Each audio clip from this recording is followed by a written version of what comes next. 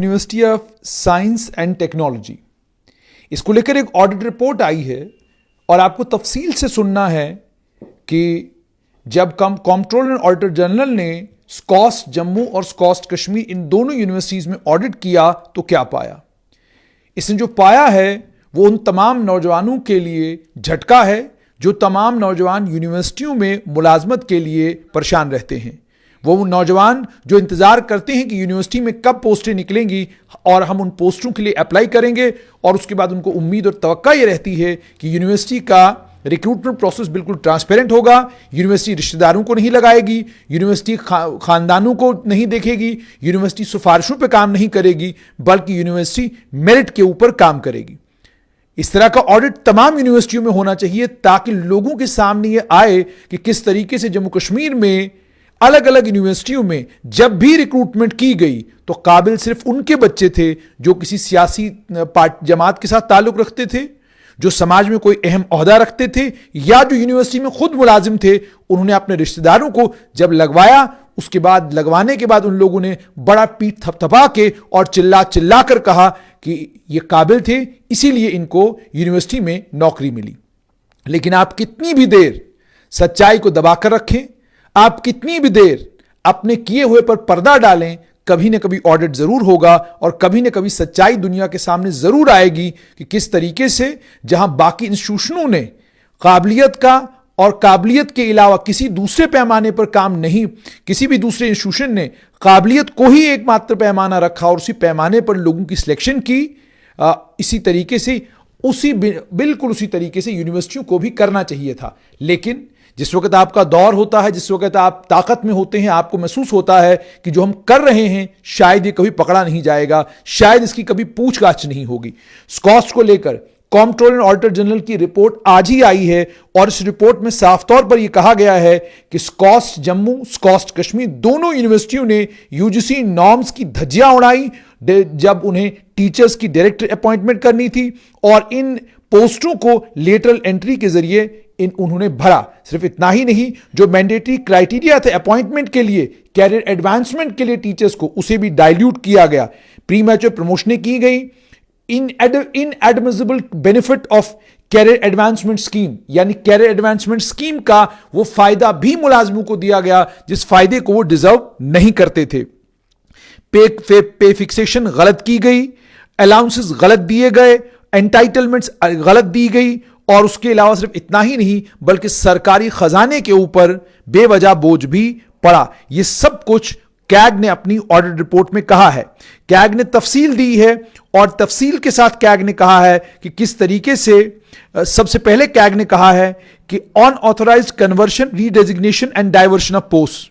पहला इल्जाम दोनों यूनिवर्सिटियों के ऊपर, स्कॉस्ट जम्मू, स्कॉस्ट कश्मीर दोनों के ऊपर यह लगा है कि उन्होंने पोस्टों को डाइवर्ट किया, पोस्टों को कन्वर्ट किया, पोस्टों को अनऑथोराइज्डली कन्वर्ट किया, और ये सब कुछ उन्होंने ये भी कहा गया कि वैकेंट पोस्टें चूंकि उनके पास थी, उसके चलते जब भी यूनिवर्सिटी की अथॉरिटीज का मन किया तो उन लोगों ने रीडेजिग्नेट किया पोस्टों को। उसके बाद नॉन टीचिंग पोस्टें थी, उन्हें भी रीडेजिग्नेट किया गया, और रीडेजिग्नेट करने की वजह सिर्फ और सिर्फ ये कि कुछ लोगों को उन पोस्टों के अगेंस्ट एडजस्ट करना था। यह कहा गया है कि 377 1201 पोस्टें जो थी स्कॉस्ट कश्मीर की, इनमें से 377 पोस्टों में 3 पोस्टें, जिसमें एक असिस्टेंट प्रोफेसर की, दूसरी फील्ड कम लेबोरेटरी असिस्टेंट की और तीसरी उर्दू टाइपिस्ट की, इसे रीडेजिग्नेट किया दिसंबर 2003 और मार्च 2017 के बीच में, और इन्हें रीडेजिग्नेट करके मेडिकल ऑफिसर, मेडिकल असिस्टेंट और आर्टिस्ट कम फोटोग्राफर जो है, इन पोस्टों को रीडेजिग्नेट किया गया।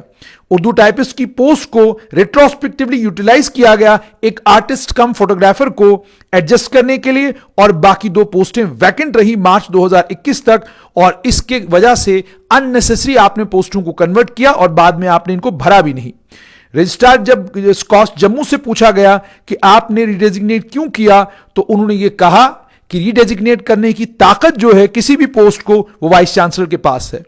उसके बाद assistant registrar GAD SKUAST Kashmir से पूछा गया कि रीडेजिग्नेशन क्यों की, तो उन्होंने कहा कि असिस्टेंट प्रोफेसर और एफसीएलए को, मेडिकल ऑफिसर और मेडिकल असिस्टेंट पोस्ट को रीडेजिग्नेट करने के लिए हमें डीन फैकल्टी ऑफ फिशरीज ने कहा था।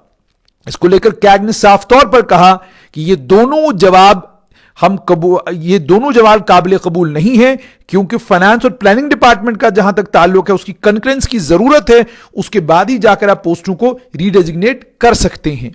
यह यूनिवर्सिटियों में हुआ। उसके बाद कॉम्प्ट्रोलर की पोस्ट को अपग्रेड किया गया, यह भी कानून को बालाए ताक रखकर किया गया। उसके बाद रीनेम किया गया स्टैट्यूटरी पोजीशंस को बिना अप्रूवल के, कोई अप्रूवल नहीं लिया गया, जो मन किया वो यूनिवर्सिटी की अथॉरिटीज करती गई।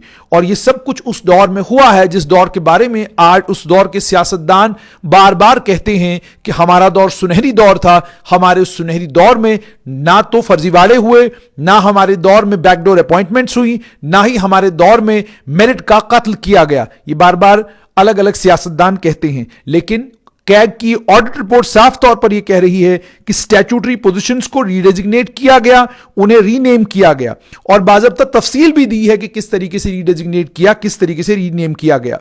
उसके बाद सैंक्शन स्ट्रेंथ कुछ थी, एडवर्टाइजमेंट कुछ और थी। सैंक्शन स्ट्रेस के बिल्कुल उलट में एक्सेस में अपॉइंटमेंट्स की गई। यहां आपको याद होगा जम्मू कश्मीर पुलिस के रिक्रूटमेंट बोर्ड ने सब इंस्पेक्टरों की रिक्रूटमेंट की है, उस रिक्रूटमेंट को चैलेंज किया गया पहले कैट में और बाद में इस समय कोर्ट में चैलेंज किया गया है। और उसमें इल्जाम क्या है? इल्जाम यही है कि आपने पहले जब पोस्टें एडवर्टाइज की, आपने एडवर्टीजमेंट के टाइम में जो अलग अलग कैटेगरीज में रिजर्वेशन का जो कोटा बताया था वो कुछ और बताया था। जब आपने सिलेक्शन की, आपने कोटा बदल दिया, आपने फिर सिलेक्शन करते वक्त उस कोटे का, उस एडवर्टीजमेंट का ख्याल नहीं रखा। लेकिन यूनिवर्सिटियों के मामले में तमाम लोग खामोश रहते हैं, बात बिल्कुल नहीं करते, बिल्कुल खामोशी के साथ सब कुछ होने देते हैं। उसकी वजह या तो समाज को पता होगा या उन लोगों को पता होगा जिन लोगों ने बाकी तमाम इम्तिहानों की ठेकेदारी ले रखी है, बाकी तमाम इम्तिहानों की उनको फिक्र है, लेकिन यूनिवर्सिटियों के अंदर जो कुछ हो रहा है उसको लेकर वो बिल्कुल चुप्पी साधे हुए हैं। अब यहां पर आप देखिए, यहां कहा गया है कि एग्रीकल्चर यूनिवर्सिटीज ने पहले तो एसएससी नहीं किया कि इनके पास पोस्टें कितनी हैं नोटिफिकेशन इशू करने से पहले ये सितंबर 2006 और मार्च 2008 के बीच की बात है।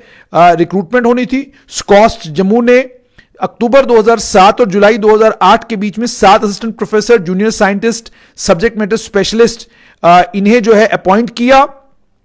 इसको लेकर कहा गया है कि ये जो नोटिफाइड पोस्ट थी उससे ज्यादा थी। एक assistant professor junior scientist appoint किया गया 2008 में, जबकि कोई भी पोस्ट हॉर्टिकल्चर डिपार्टमेंट में थी ही नहीं, हॉर्टिकल्चर डिपार्टमेंट में थी ही नहीं। और यह कहा गया, उसके बाद आगे यह भी कहा गया है कि एक पोस्ट असिस्टेंट प्रोफेसर फॉरेस्ट्री की एडवर्टाइज की गई। स्कॉस्ट कश्मीर ने 3 असिस्टेंट प्रोफेसर की, एक एसएमएस की, एक असिस्टेंट प्रोफेसर की पोस्ट एडवर्टाइज की गई, और उस एक असिस्टेंट प्रोफेसर की पोस्ट के अगेंस्ट 3 असिस्टेंट प्रोफेसर लगाए गए और एक एसएमएस को अपॉइंट किया गया अक्टूबर 2007 और दिसंबर 2007 के बीच में। और 3 एसएमएस की वैकेंसी जो थी कृषि विकास केंद्र स्कॉस्ट कश्मीर में थी, और 5 एसएमएस जो है अपॉइंट किए गए। अब खुद सोचिए, एडवर्टीजमेंट एक असिस्टेंट प्रोफेसर की पोस्ट की और लगाए जाते हैं 3। सोचिए ये रिक्रूटमेंट कैसे हुई होगी, एडवर्टीजमेंट कैसे इशू की गई होगी, और कितने नौजवानों को पता चला होगा इस रिक्रूटमेंट के बारे में। क्या आज आपको पता चलता है? क्या आज आपको मालूम है कि किस यूनिवर्सिटी में एडवर्टीजमेंट इशू किया गया? और यूनिवर्सिटियों के मुतालिक तो साफ तौर पर यह कहा जाता है कि यूनिवर्सिटी में 2 कानून लागू होते हैं जम्मू कश्मीर की यूनिवर्सिटियों में। अगर कैग तमाम यूनिवर्सिटियों का ऑडिट करे तो कैग ऐसे तथ्य सामने लाएगी कि बहुत सारे लोग हिल कर रह जाएंगे। यानी यूनिवर्सिटियों में अजीबोगरीब पैमाना है कि अगर बाहर किसी भी इम्तिहान में रिश्तेदार सिलेक्ट हो जाए तो बहुत सारे समाज के ठेकेदार सड़कों पर उतर आते हैं और कहते हैं जी फलां के रिश्तेदार सिलेक्ट हो गए, 4 वहां सिलेक्ट हो गए, 2 यहां सिलेक्ट हो गए। आपकी नजर यूनिवर्सिटियों की और क्यों नहीं पड़ती? आप यूनिवर्सिटी में क्यों नहीं देखते कि यूनिवर्सिटियां रिश्तेदारी का अखाड़ा बन चुकी हैं? अलग अलग यूनिवर्सिटियों में रिश्तेदारों के अलावा दूसरा कोई सिलेक्ट ही नहीं होता, और फिर शान से यह कहा जाता है कि यह अपनी कैपेबिलिटी और अपने मेरिट की बुनियाद पर सिलेक्ट हुए हैं। उसके बाद आगे चलिए, ऑफिसर्स की अपॉइंटमेंट करनी थी यूनिवर्सिटी में, उसको लेकर भी कहा गया है कि डीन, डायरेक्टर और यूनिवर्सिटी लाइब्रेरियन की अपॉइंटमेंट्स को लेकर, जिनको यूनिवर्सिटी के ऑफिसर्स कहा जाता है, इसे डायरेक्ट रिक्रूटमेंट के जरिए करना है। ट्रांसफर या डेपुटेशन भी अगर करनी है तो वो बोर्ड ऑफ मैनेजमेंट के अप्रूवल से होना चाहिए। इसको लेकर अगर आप देखेंगे, ऑडिट ये कहता है कि अक्टूबर 2021 और फरवरी 2022 के बीच में यूनिवर्सिटियों ने इन ऑफिसरों को अपॉइंट किया ही नहीं, हालांकि ये पोस्टें खाली हो चुकी थी। और यह भी कहा गया कि उसके बाद रिक्रूटमेंट का प्रोसेस स्कॉस जम्मू ने मई 2018 में इनिशिएट किया ताकि वो रजिस्ट्रार और डायरेक्टर पी&एम की पोस्टों को भरे जो वैकेंट हुई थी फरवरी 2016 और अप्रैल 2017 में। इसे मुकम्मल नहीं किया गया क्योंकि इल्जाम ये लगे, ध्यान से सुनिएगा, इल्जाम ये लगे कि एक्सपर्ट जो बोर्ड रूम में थे उन्हें इन्फ्लुएंस किया जा रहा था। स्क्रीनिंग प्रोसेस की जो कॉन्फिडेंशियलिटी होती है, उस स्क्रीनिंग प्रोसेस की कॉन्फिडेंशियलिटी को ब्रीच किया गया। और उसके बाद रीवैल्यूएशन एप्लीकेशन फॉर्म्स की जो कमिटी जो कॉन्स्टिट्यूट की गई थी इन इल्जामों को इंक्वायर करने के लिए, उसने कहा रीवैल्यूएट करिए एप्लीकेशन फॉर्म, और नोटिफिकेशन जो है सितंबर 2020 में उसके बाद विड्रॉ की गई। उसके बाद स्क्रीनिंग प्रोसेस जो है अलग अलग मैनेजमेंट पोजीशंस के लिए एडवर्टाइज किया गया 2021 में, और यह भी कहा गया है कि एज ऑन डेट वो पेंडिंग था जिस समय ये ऑडिट हुआ। हो सकता है भर दिया हो, जैसे मैंने आपको कहा कि यूनिवर्सिटियों के मुतालिक कोई खबर बाहर नहीं आती। उसके बाद टीचिंग और साइंटिफिक स्टाफ की अपॉइंटमेंट का जहां तक ताल्लुक है, उसमें भी साफ तौर पर यह कहा गया है कि ऑडिट ने वेरीफाई किया कंप्लायंस की गाइडलाइंस तो दी गई हैं और अपॉइंटमेंट के नॉर्म्स जो हैं टीचर्स के, तो उन्होंने कहा कि इसमें mandatory academic performance indicators, net qualification के बगैर अपॉइंटमेंट्स हुई, और उसके बाद टीचिंग एक्सपीरियंस जो इनएडमिसिबल था, यानी जिस टीचिंग एक्सपीरियंस को काउंट ही नहीं किया जाना चाहिए था, वो टीचिंग एक्सपीरियंस भी काउंट किया गया। उसके बाद टीचर्स के अपॉइंटमेंट के लिए एकेडमिक परफॉर्मेंस इंडिकेटर्स जो होते हैं उन्हें अडॉप्ट नहीं किया गया। उन्हें अडॉप्ट किए बगैर स्कॉश जम्मू ने, जब स्कॉश जम्मू से सवाल पूछा तो स्कॉश जम्मू के रजिस्ट्रार ने कहा कि यूजीसी रेगुलेशन 2010 टीचर्स के और एकेडमिशियंस के ऊपर एप्लीकेबल हैं, लेकिन जब स्कॉश जम्मू के एकेडमिक रिसर्च और एक्सटेंशन एक्टिविटीज कैरी आउट होती हैं, उन्होंने कहा कि इन तमाम चीजों के लिए हमें मजबूर होकर ये अपॉइंटमेंट्स करनी पड़ी। उन्होंने कहा, उस पर कैग ने कहा कि ये यूजीसी की रेगुलेशन 1998 2010 वो तमाम इंस्टीट्यूट्स के लिए यूनिफॉर्मली एप्लीकेबल है, और उसे आईसीएआर ने भी एंडोर्स किया है और तमाम चीफ सेक्रेटरियों को भेजा गया था। उन्हें कहा गया था कि आप स्टेट एग्रीकल्चर यूनिवर्सिटीज में आप इसे इंप्लीमेंट करें बिना किसी डिविएशन के।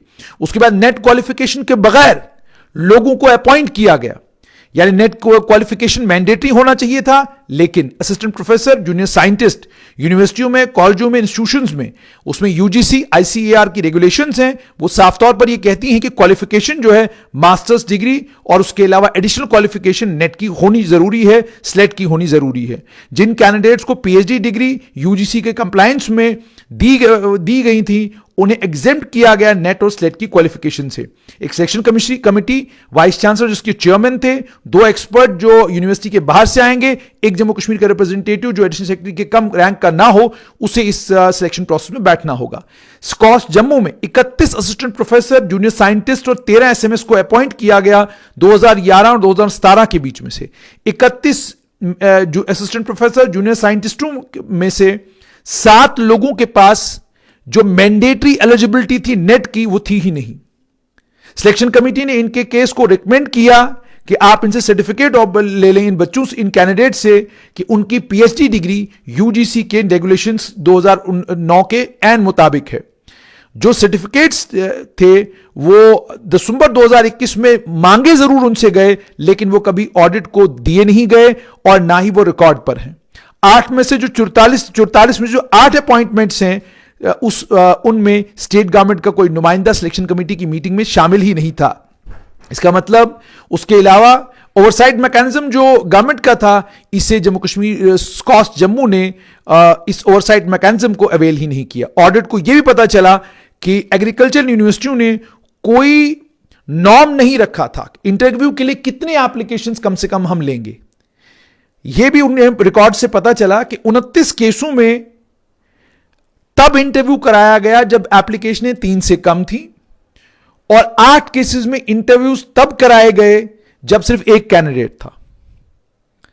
अब आप खुद अंदाजा लगाइए, जिस रियासत में, माफ कीजिएगा, केंद्र शासित प्रदेश में, मरकज के जेर इंतजाम इस रियासत में, आप जरा अंदाजा लगाइए कि हर दूसरा बच्चा जो आपको मिलता है सड़क के ऊपर प्रदर्शन करता हुआ, धरना देता हुआ, कहता मैं पीएचडी हूं। अगर इतने बच्चे पीएचडी हमारे पास मौजूद हैं, तो क्या वजह कि स्कॉस जब रिक्रूटमेंट के लिए अपनी एडवर्टीजमेंट इशू करता है तो पता यह चलता है कि इन एडवर्टीजमेंट्स में 29 केसों में इंटरव्यू तब हुआ जब एप्लीकेशन देने वाले लोग 3 से कम थे, और बाकी 8 केसेस में इंटरव्यू तब हुआ जब कैंडिडेट कुल 1 था। उसके बाद application appointments without requisite teaching experience, यानी आप टीचिंग एक्सपीरियंस मांगते जरूर हैं लेकिन जब आपको नौकरी देनी है उस टीचिंग एक्सपीरियंस को भी आप ताक पर रख देते हैं। क्यों ऐसा किया गया, किसके कहने पर ऐसा किया गया, ये वो सारे सवाल हैं जिनके जवाब ढूंढने के लिए समाज के उन ठेकेदारों को जाना चाहिए जिन्होंने बाकी सारे समाज की ठेकेदारी पकड़ के रखी है। 8 साल की रिक्वायरमेंट है as assistant professor direct appointment के लिए। इसमें कहा गया है कि 8 साल के एक्सपीरियंस होना चाहिए अगर आपको असिस्टेंट प्रोफेसर लगना है direct appointment to the post of assistant professor in accordance with UGC regulations. 2010 में इसको लेकर भी यह कहा गया है कि यूजीसी रेगुलेशन ऑडिट ने यह देखा कि 6 एसोसिएट प्रोफेसर्स के केस में, जिसमें स्कॉस जम्मू के 4 और स्कॉस कश्मीर के 2, इन्हें जनवरी 2004 और नवंबर 2015 के बीच में अपॉइंट किया गया। जनवरी 2004 और नवंबर 2015, अगर आप इस कालखंड को देखेंगे वो 11 साल का वक्त है, जिस 11 साल के वक्त में पहले पीडीपी कांग्रेस की सरकार थी, उसके बाद नेशनल कॉन्फ्रेंस कांग्रेस की कोलिशन गवर्नमेंट थी, और उसके बाद तीसरी थी बीजेपी पीडीपी की सरकार। यानी इन 3 लोकतांत्रिक सरकारों में क्या हुआ, इसमें जो वक्त पीएचडी करने में लगा, उसके बाद गेस्ट लेक्चरर के तौर पर आपने कितने वक्त काम किया है, एडहॉक कंसोलिडेटेड सर्विस के तौर पे कितना काम किया है, उसे इंक्लूड किया गया टीचिंग एक्सपीरियंस में 7 से 8 साल के। यानी 7 से 8 साल के टीचिंग एक्सपीरियंस में पीएचडी को भी काउंट किया गया, गेस्ट लेक्चरर को भी काउंट किया गया, एडहॉक या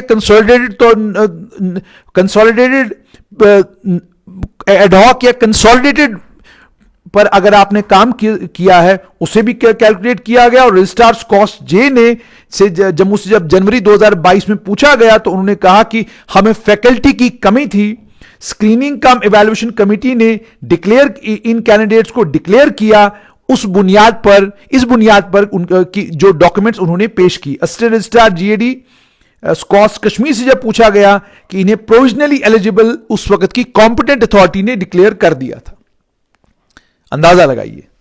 उसके बाद कहा गया appointment to teaching post through lateral entry के जरिए भी टीचिंग पोस्टों पर अपॉइंटमेंट्स की गई और इससे 10.16 करोड़ रुपया जो है स्टेट एक्सचेकर को खर्चा पड़ा। इसमें भी कहा गया है कि लेटरल एंट्री के जरिए 2012-2018 में स्कॉस जे ने 12 प्रोग्राम असिस्टेंट टीचिंग असिस्टेंट जो थे आईसीआर स्कीम के, उन्हें उनका ग्रेड पे बदल दिया। इसी तरीके से उन्होंने और भी काफी सारे यहां पर एग्जाम्पल्स दिए हैं, केसेस पॉइंट आउट किए हैं, जिन केसेस को पॉइंट आउट करके उन्होंने बताया है कि किस तरीके से टीचिंग पोस्टों के लिए लेटरल एंट्री के जरिए लोगों को टीचिंग पोस्टों के अगेंस्ट जो है एडजस्ट किया गया। सिर्फ इतना ही नहीं किया गया, नॉन टीचिंग स्टाफ को अपग्रेड किया गया टीचिंग पोजीशंस पर। एग्रीकल्चर यूनिवर्सिटीज ने कंपटीशन को रिस्ट्रिक्ट किया और अपॉर्चुनिटी जो है मौका नहीं दिया उन तमाम बच्चों को जो मेरिटोरियस बच्चे थे जो इन टीचिंग पोस्टों के लिए अप्लाई करते, और उसके कारण जो क्वालिटी ऑफ टीचिंग थी इन केसेस में, उस क्वालिटी ऑफ टीचिंग के ऊपर फर्क पड़ा। यानी आप हिसाब लगाइए कि उन तमाम नौजवानों का हक भी स्कॉस ने छीना, जिन तमाम नौजवानों का हक था कि एडवर्टीजमेंट आती वो उसके अगेंस्ट अप्लाई करते और उन्हें मुलाजमत मिलती। कैरियर एडवांसमेंट सिस्टम जो टीचिंग स्टाफ का था उसको लेकर भी ऑडिट ने नोटिस किया कि फॉल्टी इंप्लीमेंटेशन थी कैरियर एडवांसमेंट स्कीम का, क्योंकि उसमें भी प्रिस्क्राइब्ड क्राइटेरिया को academic criteria, academic performance indicator, research publication की जरूरत। अच्छा, उसके अलावा extension of benefit of retrospective career advancement scheme to direct appointees, pre mature placements, counting of inadmissible past service, non completion of mandatory trainings, counting of period spent on acquiring PhD and leave without pay towards teaching experience. PhD is not in relevant subjects. Audit ने undue benefit इसमें 6.19 करोड़ का 67 केसों में, 200 में से 67 केसों में undue benefit 6.19 crore का कैरियर एडवांसमेंट स्कीम के मामले में भी दिया गया। इरेगुलर प्रमोशंस की गई, उस जो क्राइटेरिया था उस प्रिस्क्राइब्ड क्राइटेरिया को मद्देनजर नहीं रखा गया, इरेगुलर प्रमोशंस की गई। उसके बाद जो प्रमोशनें बनती नहीं थी वो प्रमोशनें भी की गई, क्योंकि आपने रिट्रोस्पेक्टिव कैरियर एडवांसमेंट स्कीम का फायदा लोगों को दिया। उसके बाद मिनिमम रेजिडेंसी पीरियड जिन्होंने कंप्लीट किया नहीं था उन्हें भी उन्हें भी इन यूनिवर्सिटी में प्रमोशन मिली।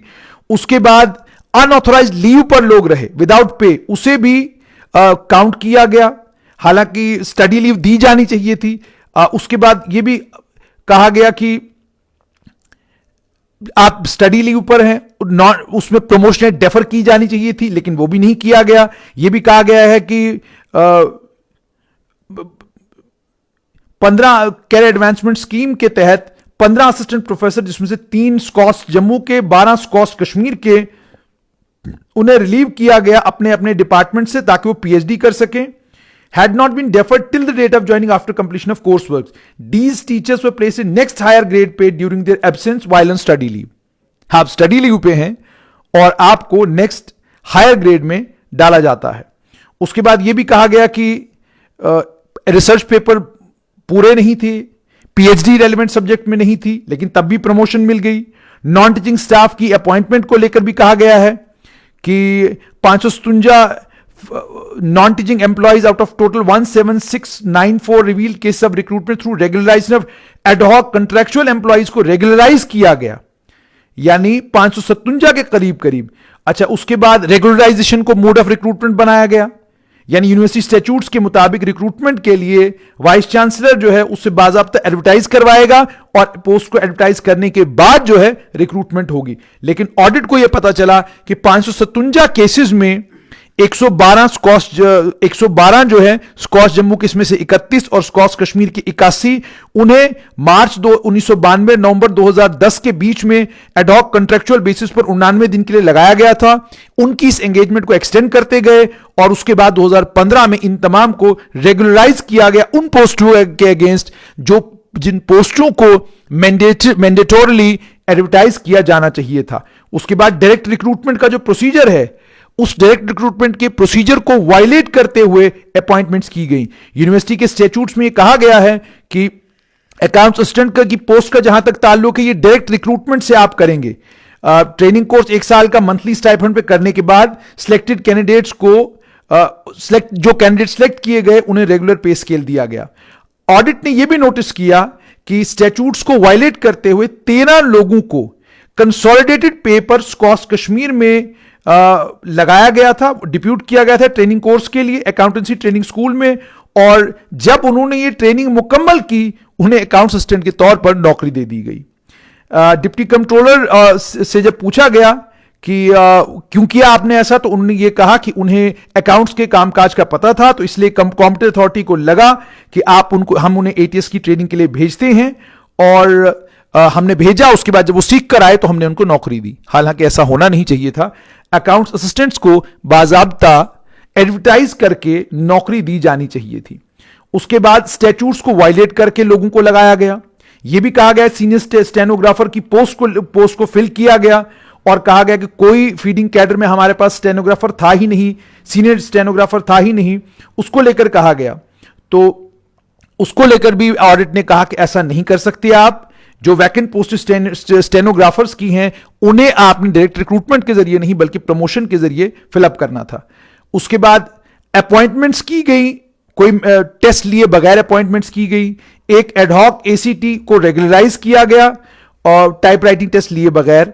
उसके अलावा यह भी कहा गया है कि एसीटी वाज फर्दर एडजस्टेड, यानी असिस्टेंट कम टाइपिस्ट जो है उसे एडजस्ट किया गया था अगस्त 2007 में अकाउंट असिस्टेंट के तौर पर, और रेगुलराइज किया गया उसको कैडर में अक्टूबर 2011 में। इसी तरीके से एक लेबोरेटरी अटेंडेंट और एक ऑपरेटर स्कॉस कश्मीर में, इन्हें प्रमोट किया गया असिस्टेंट कम टाइपिस्ट, हालांकि डायरेक्ट रिक्रूटमेंट के प्रोसीजर को और मैंडेटरी टेस्ट के प्रोसीजर को वायलेट करते हुए। उसके बाद इन एलिजिबल डेली वेजेस, और यह भी यहां पर कहा गया कि रिस्ट्रिक्शन लगाई गई थी डिलेटेड वर्कर्स को, वर्क चार्ज एम्प्लॉइज को SRO 64 के तहत मार्च 1994 में जम्मू कश्मीर की सरकार में। और उसके बाद उन्होंने ऑथराइज भी किया था उस समय डिलेटेड वर्कर्स को, जिन्हें आपने 31 मार्च 1994 से पहले जो लगाए गए हैं आप उनको रेगुलराइज करेंगे। उस SRO के चलते स्कॉस कश्मीर ने रेगुलराइज किए अक्टूबर 2001 और जनवरी 2004 के बीच में 78 डेली रेटेड वर्कर्स। ऑडिट ने क्या देखा? ऑडिट ने यह देखा कि 46 डेली रेटेड वर्करों को स्कॉस ने एंगेज किया था, यानी कंबाइंड स्कॉस, स्कॉस कश्मीर, स्कॉस जम्मू जब एक था कट ऑफ डेट के बाद। और रिकॉर्ड यह भी दिखाता है कि जब यूनिवर्सिटियां बाइफरकेट हुई, दो में बढ़ गई, एक फ्रेश प्रपोजल सबमिट किया गया मार्च 2005 में स्कॉस जम्मू ने एम्पावर्ड कमिटी को, और कहा कि 79 डिलेटेड वर्कर्स को, जिसमें से 46 को कट ऑफ डेट के बाद एंगेज किया गया था, हमने उन्हें पक्का करना है। इस प्रपोजल में एक गलत अंडरटेकिंग दी गई थी कि कोई भी डेलीगेटेड वर्कर इससे पहले रेगुलराइज नहीं किया गया है, झूठ बोला गया एम्पावर्ड कमिटी को। फैक्ट यह है 33 डेलीगेटेड वर्कर्स का रिकॉर्ड क्लियर नहीं था। कमिटी ने इन 69 डेलीगेटेड वर्कर्स की रेगुलराइजेशन को अप्रूव किया, नई पोस्टें क्रिएट की हेल्पर्स की, और 10 डेलीगेटेड वर्कर्स को क्लास 4 की वैकेंसीज के अगेंस्ट एडजस्ट किया। और उसके बाद जो एम्पावर्ड कमिटी की इस पर डेलिब्रेशंस हुई, यूनिवर्सिटी ने 79 डेलीगेटेड वर्कर्स के रेगुलराइजेशन के ऑर्डर इशू किए, जिसमें से वो डेलीगेटेड वर्कर्स भी थे जिन्हें यूनिवर्सिटी ने SRO 64 के जो प्रोविजंस को फुलफिल भी नहीं करते थे, उन्हें एडमिट किया था। जब रजिस्ट्रार से पूछा गया तो उन्होंने ये कहा कि जिन अथॉरिटीज ने डेली वेजर्स को अपॉइंट किया था उन्हें बेनिफिट मिल गया कैरियर एडवांसमेंट स्कीम का। हकीकत यह है कि यूनिवर्सिटी ने 79 के करीब डेलीगेटेड वर्कर्स को SRO 64 के बिल्कुल बरखिलाफ जाते हुए रेगुलराइज किया। उसके बाद नॉन टीचिंग स्टाफ को कैरियर प्रोग्रेशन दिया, वो भी ऑडिट ने वेरीफाई किया कि जो कानून थे, कानून के एन उलट जाते हुए किया गया। उसके बाद 2 टायर कैरियर एडवांसमेंट स्कीम का भी गलत बेनिफिट जो है वो एग्रीकल्चर यूनिवर्सिटीज में दिया गया, और इससे 2.6 करोड़ का नुकसान जो है वो इन दोनों यूनिवर्सिटीज का हुआ। उसके बाद प्रीवियस ग्रेड में आपकी सर्विस अभी मुकम्मल नहीं हुई है, लेकिन आपकी प्लेसमेंट जो है प्री मैच्योर प्लेसमेंट कर दी गई। इसमें कहा गया है कि स्कॉस जम्मू के जब रिकॉर्ड खंगाले गए तो वहां पता चला कि 3 असिस्टेंट कंट्रोलरों को प्रमोट किया गया सीनियर स्किल असिस्टेंट कंट्रोलर्स, हालांकि उन्होंने 8 साल का पीरियड अभी मुकम्मल नहीं किया था। उसके अलावा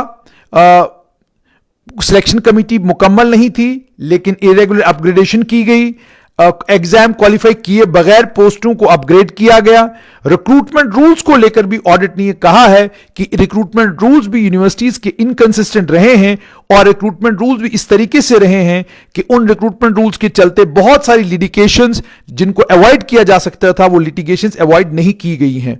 और एज रिलैक्सेशन दी गई, उसको लेकर भी कहा गया है कि एज रिलैक्सेशन जो दी गई है वो एज रिलैक्सेशन भी गलत दी गई है, वो अनरीजनेबल है। यूनिवर्सिटी साफ तौर पर ये कहती है अपर एज लिमिट जो है वो 35 रहेगी, लेकिन ऑडिट ने ये नोटिस किया कि एज रिलैक्सेशन 9 और 13 साल की 2012 और 2018 के बीच में 2 इन सर्विस कैंडिडेट्स को दी गई, जिन्हें डिप्टी रजिस्ट्रार और असिस्टेंट कंट्रोलर के तौर पर डायरेक्ट रिक्रूट किया गया। इसी तरीके से डिस्क्रिशनरी प्रोविजन था रिक्रूटमेंट रूल्स में। उसके अलावा रिक्रूटमेंट रूल्स में इनकंसिस्टेंट प्रोविजंस, और उसके बाद अमेंडमेंट्स की गई, एक्स कैड पोजीशंस पर अपॉइंटमेंट्स की गई। उसके अलावा सब्जेक्ट मैटर स्पेशलिस्टों को अपॉइंटमेंट करने के तरीके पर भी सवाल खड़े किए हैं। प्रोग्राम असिस्टेंटों की जो अपॉइंटमेंट हुई है उसको लेकर भी सवाल खड़े किए गए हैं, और ट्रांसपेरेंट डिप्लॉयमेंट को लेकर भी बहुत सारे सवाल जो हैं वो ऑडिट में खड़े किए गए हैं। यानी ये सिर्फ एक यूनिवर्सिटी का ऑडिट हुआ है, और एक यूनिवर्सिटी के इस ऑडिट के बाद यूनिवर्सिटी के रिक्रूटमेंट के प्रोसेस पर गंभीर सवाल खड़े किए हैं ऑडिट ने। और यूनिवर्सिटी का मतलब स्कॉस कश्मीर, स्कॉस जम्मू, दोनों यूनिवर्सिटीज को लेकर बहुत सारे गंभीर सवाल जो हैं वो ऑडिट ने खड़े किए हैं, और इन सवालों का जवाब इन दोनों यूनिवर्सिटियों के वाइस चांसलरों को इस वक्त नहीं देना, क्योंकि ये इस दौर में, ये इस वक्त की बात नहीं है, ये उस दौर और उस वक्त की बात है, जिस दौर और जिस वक्त के बारे में आज उस दौर और उस वक्त के लीडर, उस वक्त के रहनुमा, उस वक्त के यूनिवर्सिटियों के वाइस चांसलर कहते नहीं थकते कि हमने अपने दौर में कमाल किया था, हमने कभी रिक्रूटमेंट में कोई धांधली नहीं की, हमारे वक्त में रिक्रूटमेंट में कोई बेईमानी नहीं हुई, रिक्रूटमेंट में कोई चोरी नहीं हुई। ये सारी बयानबाजियां आप रोज सुनते रहते हैं, लेकिन ये एक यूनिवर्सिटी का पिटारा खुला है, और इस पिटारे से कितना कुछ निकला है वो आपको भी चौंका देगा। आप जब ये ऑडिट रिपोर्ट पढ़ेंगे तो बहुत सारे वो नौजवान जो आज भी नौकरी की तलाश में परेशान हैं और आज भी इंतजार कर रहे हैं कि कब इम्तिहान होगा, कब उनकी नौकरी लगेगी, और एक सियासी साजिश का वो तमाम नौजवान शिकार हो रहे हैं और हो भी चुके हैं, उन तमाम नौजवानों को इस यूनिवर्सिटी, इस ऑडिट रिपोर्ट को पढ़ना चाहिए और देखना चाहिए कि ये जो यूनिवर्सिटियां हैं, इन यूनिवर्सिटियों का रिक्रूटमेंट सिस्टम कितना ओपेक है, यानी कोई पता नहीं चलता किस क्राइटेरिया पर कैसे ये लोगों को रिक्रूट करते हैं, इसका कोई पता नहीं चलता। और रिक्रूटमेंट के बाद तुर्रा ये कि बड़ी शान के साथ कहा जाता है कि ये तमाम बच्चे अपनी काबिलियत के ऊपर, अपनी लायकी के ऊपर और अपनी मेहनत के बाद सिलेक्ट हुए हैं। यानी आपको यह हैरत होती है कि पूरे जम्मू कश्मीर में किसी भी यूनिवर्सिटी में 6 लोग लगे, 8 लोग लगे, 10 लोग लगे, 12 लगे, 20 लगे, वो यूनिवर्सिटी के काम करने वाले मुलाजमीन के रिश्तेदार हो, वो यूनिवर्सिटी में काम करने वाले लोगों के करीबी हो, वो किसी सियासी जमात के करीबी हो। जैसे मैंने आपको कहा कि आप किसी भी यूनिवर्सिटी में सिर्फ आप उंगली लगाएंगे तो आपको उंगली लगाते ही पता चलेगा कि कितने ऐसे लोग हैं जो या तो किसी बड़े ताकतवर लीडर के रिश्तेदार हैं या किसी बड़े ताकतवर ऑफिसर के रिश्तेदार हैं या यूनिवर्सिटी के किसी मुलाजिम के रिश्तेदार हैं, वो आपको सब पता चलेगा। लेकिन जैसे मैंने आपको कहा कि यूनिवर्सिटियों को लेकर सवाल नहीं पूछे जाते जम्मू कश्मीर में। यूनिवर्सिटियों को लेकर सवाल करना गुनाह है जम्मू कश्मीर में, इसलिए क्योंकि यूनिवर्सिटी में जो कुछ होता है वो सब जायज है, वो किसी भी तरीके से गलत नहीं है, क्योंकि उसको जस्टिफाई करने के लिए हर शख्स आ जाता है। जैसे मैंने आपको कहा, किसी को फिक्र ये नहीं होती टैलेंट, कैपेबिलिटी और काबिलियत की बुनियाद पर लोगों को नौकरी मिले। सबको ये फिक्र होती है कि जनाब नौकरी मिल जानी चाहिए, चाहे वो किसी भी तरीके से मिले। उसी का नतीजा है कि आपने जम्मू कश्मीर में सब इंस्पेक्टर की रिक्रूटमेंट जब हुई और पिटारा खुला तो पता चला कि कितने लाखों रुपए लोग दे रहे थे सिर्फ और सिर्फ जम्मू कश्मीर पुलिस में सब इंस्पेक्टर लगने के लिए। अब आज कॉस्ट का पिटारा खुला है। ऑडिट से गुजारिश ये कि आपने एक यूनिवर्सिटी स्कॉस्ट, जम्मू स्कॉस्ट कश्मीर, सिर्फ 2 ही यूनिवर्सिटियों का भी आपने छांटा है। बाबा गुलाम शाह बादशाह यूनिवर्सिटी में आप कब जाएंगे? आप कब इस्लामिक यूनिवर्सिटी जो कश्मीर की है उसका ऑडिट करेंगे? आप कब कश्मीर यूनिवर्सिटी का ऑडिट करेंगे? आप कब जम्मू यूनिवर्सिटी का ऑडिट करेंगे? आप कब दोनों क्लस्टर यूनिवर्सिटीज को ऑडिट करेंगे? इनका ऑडिट जम्मू कश्मीर की सरकार को करवाना चाहिए, ताकि जम्मू कश्मीर की सरकार को यह पता चले कि इन यूनिवर्सिटीज में काबिलियत पैमाना रही है या रिश्तेदारी पैमाना रही है। इन यूनिवर्सिटीज में कैपेबिलिटी के ऊपर नौकरियां मिली हैं या कोई और कंसिडरेशन रही है नौकरियों के लिए। यह बहुत जरूरी है। हो सकता है वाकई काबिलियत ही पैमाना रहा हो सकता है तमाम लोग अपनी काबिलियत की बलबूते पर सिलेक्ट हुए हो सकता है थोड़ी सी तादाद रही हो जो काबिलियत नहीं बल्कि रिश्तेदारी के चक्कर में सिलेक्ट हुए हों, पर लोगों को जानने का हक है। स्कॉस्ट के इस ऑडिट के बाद Jammu university, Kashmir university, cluster university Jammu, cluster university Kashmir, Shri Mata Vaishno Devi university, Baba Ghulam Shah बादशाह यूनिवर्सिटी, इस्लामिक यूनिवर्सिटी, इन यूनिवर्सिटीज का भी ऑडिट होना चाहिए, ताकि वो बेरोजगार नौजवान जो नौकरी की तलाश में पीएचडी करने के बाद, नेट स्लेट क्वालिफाई करने के बाद भी इंतजार करते हैं कि कब पोस्ट एडवर्टाइज होंगी और कब हमारी नौकरी लगेगी, उन नौजवानों को भी यह पता चले कि उनकी काबिलियत और उनकी कैपेबिलिटी के साथ ज्यादती सिर्फ कुछ एक इंस्टीट्यूशंस में नहीं, बहुत सारे इंस्टीट्यूशंस में होती है।